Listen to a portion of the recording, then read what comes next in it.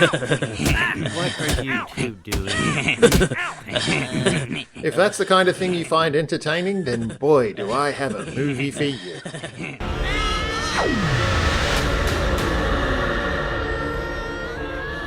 Look at that number up there on the billboard.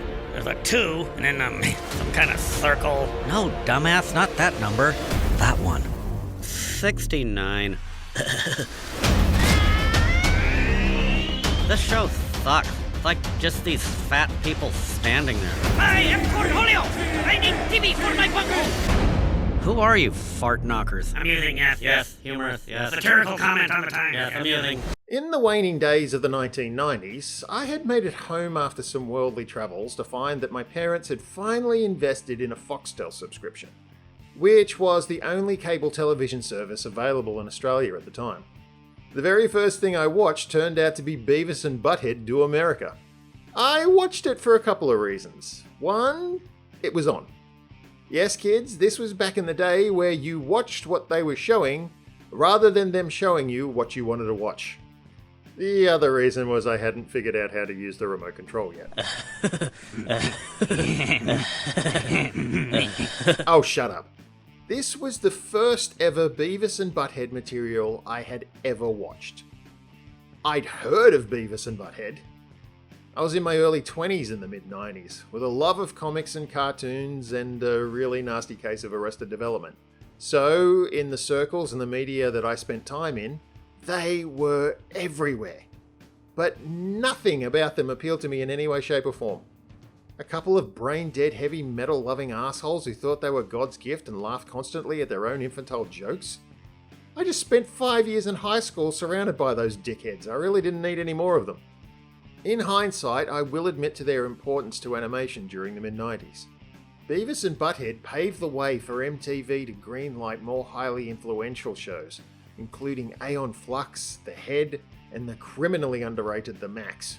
It also allowed their creator, Mike Judge, to go on to the vastly superior King of the Hill, and also gave the world the ultimate depiction of life in the 90s for young people.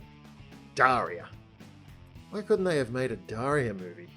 I would have loved a Daria movie. Diarrhea, cha-cha-cha, diarrhea, cha-cha-cha, diarrhea, cha-cha-cha. I'll knock it off. Anyway, I'm not sure what kind of impact that film had on me, but I have never watched it again. And about the only thing I can really remember from it was that great Red Hot Chili Peppers song. I have never watched an episode of any of the Beavis and Butthead shows, and I was very content with the fact that Beavis and Butthead were forevermore delegated to the dusty back bins of 90s nostalgia. And then some fool made this fucking film. In a plot that rivals Tenet for being convoluted, at some point back in the 90s, Beavis and Butthead kick each other in the ball so hard that they blow up their high school's gym.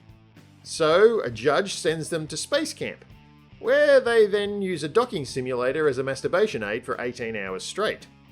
That somehow gets them recruited to crew for a space shuttle mission, which they obviously completely fuck up. The crew throws them out of the shuttle and they somehow get sucked into a black hole.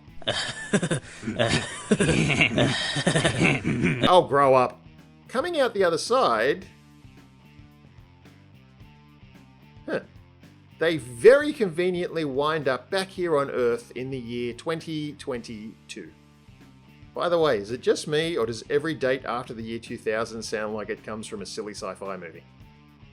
The whole thing is really just an overly elaborate way of bringing the 90s versions of Beavis and Butthead into the present day, so the creators don't have to justify why two guys who would be in their late 40s now are still acting like stupid teenagers.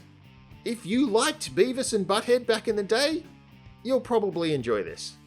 It's basically just a greatest hits compilation, remixed for the modern day. Hell, they even fit in a Cornholio sequence. I am Cornholio! Shut up! Are you threatening me? You will give me TV! I am the great Cornholio! I never liked Beavis and Butthead, and I never understood its appeal. And there is literally nothing new here to intrigue anyone coming to the property for the first time. This potentially could have been a great opportunity to poke fun at the excessive nostalgia-baiting culture we now live in.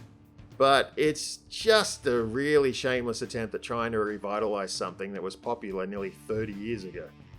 Beavis and Butthead had their moment in the sun, and were possibly even relevant back in the Clinton era. But their brand of lowbrow humor really does nothing in the current climate. I mean, seriously, if you want to watch vapid, unintelligent, brain-dead morons constantly amused by their own shit, just go and watch an episode of The Kardashians. Actually, don't do that to yourself. Go and rewatch King of the Hill. Or, better yet, Daria. Honestly, Daria rocked. We want some nachos?